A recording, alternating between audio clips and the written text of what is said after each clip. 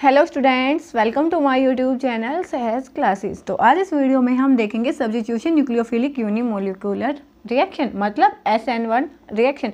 इससे पहले वाली जो वीडियो थी उसमें हमने देखा था कि जो अपनी सब्स्टिट्यूशन रिएक्शन होती है वो क्या होती है। अब जिसने सब्स्टिट्यूशन का पता होगा वही पता लगा पाएगा SN1 एंड SN2 क्या होते हैं। इस वीडियो में हम देखेंगे SN1 रिएक्शन। तो इसमें सब्स्टिट्यूशन न्यूक्लियोफिलिक रिएक्शंस का मतलब क्या था, इसमें एक न्यूक्लियोफिलिक सब्स्टिट्यूशन होना था, मतलब एक न्यूक्लियोफाइल का सेकंड वाले न्यूक्लियोफाइल से सब्स्टिट्यूशन होना था। लेकिन जो न्यूक्लियोफाइल वीकर होगा वो वहाँ से डिस्प्लेस हो जाएगा और जो अपना स्ट्रॉन्गर न्यूक्लियोफाइल है वो उसकी जगह पे आके लग जाएगा। ठीक है, अब हम देखेंगे क्या SN1। तो इसमें भी क्या होगा, अब 1 किसके लिए आता है, ये 1 आता है जो ऑर्डर ऑफ रिएक्शन के लिए, कि जब अपनी फर्स्ट ऑर्डर रिएक्शन होगी तो उसको हम बोलते हैं SN1। अब हम देखते हैं उसको एग्जांपल के साथ। जैसे मैंने एक एग्जांपल लिया क्या RX और साथ में मैंने डाला इस पे न्यूक्लियोफाइल। तो अब देखो क्या होगा, जैसे ही यहाँ से ये लीविंग ग्रुप लीव करेगा तो ये जो अपना न्यूक्लियोफाइल है ये यहाँ पे इस पे अटैक करेगा। तो यहाँ पे हमें मिलेगा ROH प्लस में X। इसकी जगह पे हम अल्काइल ग्रुप अलग अलग ले सकते हैं। कैसे, जैसे हमने ये लिया, अब सेकंड जो अपना हो सकता है ये हो सकता है। इसमें तो हमने क्या ली थी, तीनों हाइड्रोजन्स ली थी। अब मैंने एक हाइड्रोजन को एक मिथाइल ग्रुप से डिस्प्लेस किया है। तो यहाँ पे अब अपना सेकंड ही एग्जाम्पल ऐसे बनेगा OH प्लस में X। होता तो वही है, इसका अटैक होगा। उसके बाद थर्ड केस मैंने लिया कि मैंने 2 जगह पे मिथाइल लगाया है और यहाँ पे X और OH नेगेटिव। तो यहाँ पे मैंने क्या मिलेगा, CCH3HH। तो यहाँ पे मिलेगा CCH3HOH और साथ में X यहाँ से निकल जाएगा। उसके बाद है जो अपना फोर्थ केस,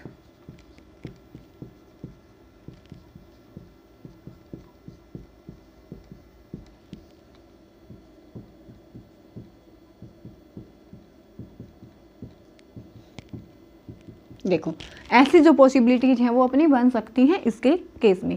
अब इसमें भी जैसे ही यहाँ से ये लीविंग ग्रुप लीव करेगा तो इसके लिए हम बनाते हैं क्या, ये HH और यहाँ पे बना पॉजिटिव साइन। और सेकंड में क्या होगा, इसमें जैसे ये लीविंग ग्रुप जाएगा तो HH और यहाँ पे पॉजिटिव साइन, कार्बन के ऊपर पॉजिटिव साइन। अब यहाँ पे क्या होगा, जैसे यहाँ से ये लीविंग ग्रुप गया है तो इस पर भी क्या होगा, ये 2 स्टेप मैकेनिज्म होता है। इसका मैकेनिज्म हम डिस्कस करेंगे बिल्कुल अच्छे से। H है, उसके बाद यहाँ से जाएगा, हाँ तो यहाँ पे कार्बोकेटायन। अब आपने अगर पता है कि जो अपने ये होते हैं अल्काइल ग्रुप्स, इनका होता है इंडक्टिव इफेक्ट मतलब plus I effect. Plus I effect की वजह से ये क्या करते हैं, इलेक्ट्रॉन डेंसिटी को यहाँ पे इंक्रीज करेंगे। तो क्या बोलेंगे हम यहाँ से, ड्यू टू प्लस आई, कि जो यहाँ पे देखो प्लस आई वाला कोई भी मिथाइल ग्रुप नहीं है। यहाँ पे है 1 प्लस आई और यहाँ पे है 2 प्लस आई और यहाँ पे है 3 प्लस आई। तो जो ये रिएक्शन होती है SN1 वाली, हमें पता होता है कि जो मिथाइल होते हैं वो प्लस साइन को स्टेबलाइज करते हैं, मतलब कार्बोकेटायन को वो स्टेबलाइज करेंगे। अब यहाँ पे 3 जो ऐसे मिथाइल ग्रुप्स लगे हुए हैं जो इसको स्टेबल करेंगे। यहाँ पे 2 है, यहाँ पे 1 है और यहाँ पे बिल्कुल भी नहीं है। तो ये वाली जो रिएक्शन होगी सबसे फास्ट किस में होती है, टर्सरी कार्बोकेटायन में, देन सेकेंडरी में और प्राइमरी। और ये अपना जो ये सिंपल हम अल्काइल ग्रुप लेते हैं इनमें तो ये रिएक्शन होती ही नहीं। तो सिंपल हमने यहाँ पे क्या देखा कि जो ये रिएक्शन होगी इसमें हम SN1 के केस में क्या देखेंगे कि अपनी कार्बोकेटायन की स्टेबिलिटी देखेंगे। तो मेन बात यहाँ से क्या निकल के आती है, कार्बोकेटायन स्टेबिलिटी। कार्बोकेटायन की स्टेबिलिटी से हम देखेंगे कि ये रिएक्शन कैसे कैसे होगी। ठीक है, अब इसमें देखो, इसमें जो रेट लिखा जाता है वो किस पे डिपेंड करता है, वो ओनली अपना जो ये अल्काइल हैलाइड है इस पे डिपेंड होगा। जैसे इनके केस में तो हमने बोला होती नहीं, लेकिन यहाँ पे होती है। तो इसको हम क्या बोलेंगे कि इसका रेट क्या होगा, K जो हम कॉन्स्टेंट लेते हैं और CH3 के ट्वाइस और X। तो इस पे अपना ये रेट है वो डिपेंड होगा। तो अब हम इसके लिए ही इसको क्या बोलते हैं कि ये अपनी फर्स्ट ऑर्डर रिएक्शन होती है।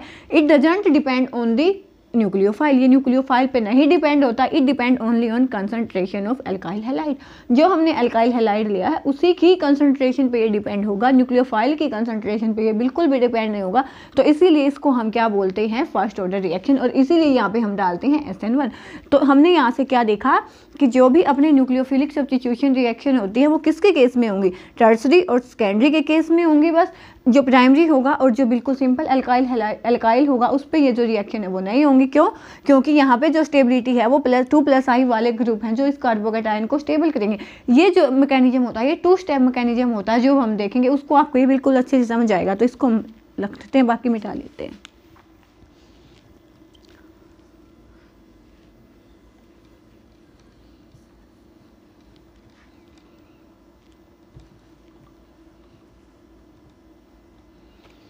देखो इसमें स्टेप 1 क्या होता है, हमने क्या लिया था कि यहाँ पे ये सेकंड वाला केस लेके चलते हैं। H है, X है, यहाँ पे OH डाला तो इसमें हमें मिलेगा CH3 HOH और साथ में X यहाँ से निकलेगा, ये हमने देखा, ठीक है। तो इसका जो स्टेप 1 होता है, स्टेप 1 में क्या होगा, departure of leaving group, leaving group यहाँ से निकलेगा, डिपार्चर, या हम बोल सकते हैं आयनाइजेशन। इसी स्टेप को हम बोल सकते हैं आयनाइजेशन भी। इसमें क्या होगा, जो हमने अपना रिएक्टेंट लिया है उसका आयनाइजेशन होगा। कैसे? जैसे ये यहाँ से निकला तो यहाँ पे होगा CH3 H पॉजिटिव और X नेगेटिव। इसीलिए हम यहाँ पे कार्बोकेटायन की स्टेबिलिटी देखते हैं, क्योंकि first step is our slow step and it is the rate determining step. जो अपना स्लो स्टेप होता है वो हमेशा ही RDS होता है, मतलब रेट डिटरमाइनिंग स्टेप। तो यहाँ पे हम देखेंगे कार्बोकेटायन की स्टेबिलिटी, इसीलिए हम बोलते हैं कि ये अपनी जो रिएक्शन है वो टर्सरी कार्बोकेटायन में सबसे फास्ट होती है, देन सेकेंडरी और प्राइमरी, और जो ये सिंपल एल्काइल हैलाइड होते हैं वो तो अपनी रिएक्शन इसको देते ही नहीं, ठीक है। अब इसका जो स्टेप 1 था, ये स्टेप 2 में क्या होता है, attack of nucleophile which is a faster reaction. इसीलिए न्यूक्लियोफाइल की कंसंट्रेशन पे भी डिपेंड नहीं होता, it depends only on concentration of reactant या एल्काइल हैलाइड। तो सेकंड में हमने जो कार्बोकेटायन लिया है उस पे अपना न्यूक्लियोफाइल का अटैक होगा और यहाँ से हमें जो चाहिए था वो हमें मिल जाएगा। This is 2 step mechanism. तो ऐसे होता है ये अपना 2 स्टेप मैकेनिज्म। इसीलिए हम इसमें कार्बोकेटायन की स्टेबिलिटी देखते हैं, क्योंकि जो फर्स्ट स्टेप होता है वही अपना स्लो स्टेप होता है और वही अपना रेट डिटरमाइनिंग स्टेप भी होता है। First step is slow step and rate determining step, और जो ये सेकंड वाला होता है ये फास्टर होता है। इसीलिए न्यूक्लियोफाइल की कंसंट्रेशन ये बिल्कुल डिपेंड नहीं होगा तो ये फर्स्ट ऑर्डर होगी, और हम इसको क्या बोलते हैं, SN1 बोलते हैं। तो मेन चीज़ इसमें बस यही है कि SN1 में क्या होता है, 2 स्टेप मैकेनिज्म होगा। First is ionisation, then second is attack of nucleophile. First step is slow step and RDS rate determining step. उसके बाद अगर हमें इसकी रिएक्टिविटी ऑर्डर देखना है, स्टेबिलिटी देखनी, तो उस टाइम पे हम क्या देखते हैं, कार्बोकेटायन की स्टेबिलिटी, और जिसमें जितनी ज़्यादा कार्बोकेटायन की स्टेबिलिटी होगी SN1 उसमें ही उतनी फास्टेस्ट होगी। तो अगर हमें क्वेश्चन भी ये दिया जाए कि ऐसे इन एल्काइल हैलाइड में से किसमें फास्टर रिएक्शन होगी, तो वहाँ पे हमने देखना है कि कौन सा ऐसा एल्काइल हैलाइड होगा जिसमें जो कार्बोकेटायन है वो बहुत ज़्यादा स्टेबल है। तो जो टर्सरी होगा उसकी सबसे ज़्यादा, देन सेकेंडरी की, और देन प्राइमरी की, और देन अपना जो सिंगल एल्काइल हैलाइड होगा। तो इसके लिए मैं आपको एक एग्जांपल भी लेके दिखाती हूँ।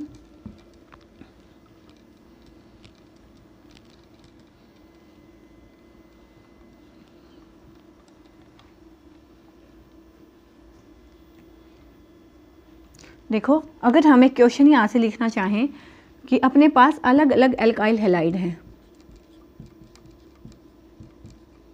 ये वाला है फर्स्ट, ये वाला है,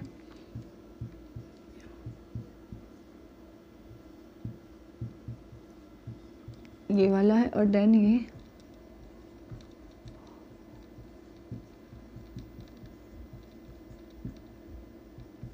अब देखो इन तीनों में हमें बताना हो कि किस में फास्टर होगी SN1, तो किस बेसिस पे हम बताएंगे कि जो किस में ज़्यादा अच्छे से होगी, तो किस बेसिस पे हम बताएंगे, रिएक्टिविटी हमें बतानी हो तो स्टेबिलिटी ऑफ कार्बोकेटायन। जैसे ये यहाँ से गया तो यहाँ कार्बोकेटायन बनेगा, यहाँ से गया तो यहाँ, यहाँ से गया तो यहाँ, और यहाँ से गया तो यहाँ। अब यहाँ पे देखो जो फर्स्ट वाला कार्बोकेटायन है इसको +I किसके हैं, 2 + I ऑफ मिथाइल। यहाँ पे 1 + I है किसका, मिथाइल का, और 1 + I है किसका, इथाइल का, और यहाँ पे 2 + I हैं, दोनों ही किसके हैं, इथाइल के, और यहाँ पे 3 + I हैं, तीनों ही किसके हैं, इथाइल के। जो इथाइल का +I इफेक्ट होता है वो मिथाइल की बजाय ज़्यादा होता है, क्यों, क्योंकि यहाँ पे 2 इथाइल ग्रुप आपस में कनेक्ट होते हैं, तो वो और अच्छे से जो इलेक्ट्रॉन डेंसिटी है उसको डोनेट करेंगे। तो अगर हमने इनमें रिएक्टिविटी का ऑर्डर लगाना हो तो A, B, C and D, तो D वाला सबसे फास्टर होगा। देन ये दोनों ही इथाइल है, इसमें एक मिथाइल और एक इथाइल है, तो C, इसमें एक मिथाइल इथाइल है, इसमें दोनों ही मिथाइल है, तो ये लास्ट में जाएगा और ये बचेगा ये। तो अब अपना ऑर्डर होगा ये। तो ऐसे आप किसी भी क्वेश्चन का आंसर भी ऐसे दे सकते हैं। तो होप आपको ये समझ आया होगा। तो यहाँ पे जो अपनी SN1 रिएक्शन है वो कंप्लीट होती है। नेक्स्ट वीडियो में हम मिलेंगे SN2 के साथ। तब तक के लिए धन्यवाद। Thanks for watching my video.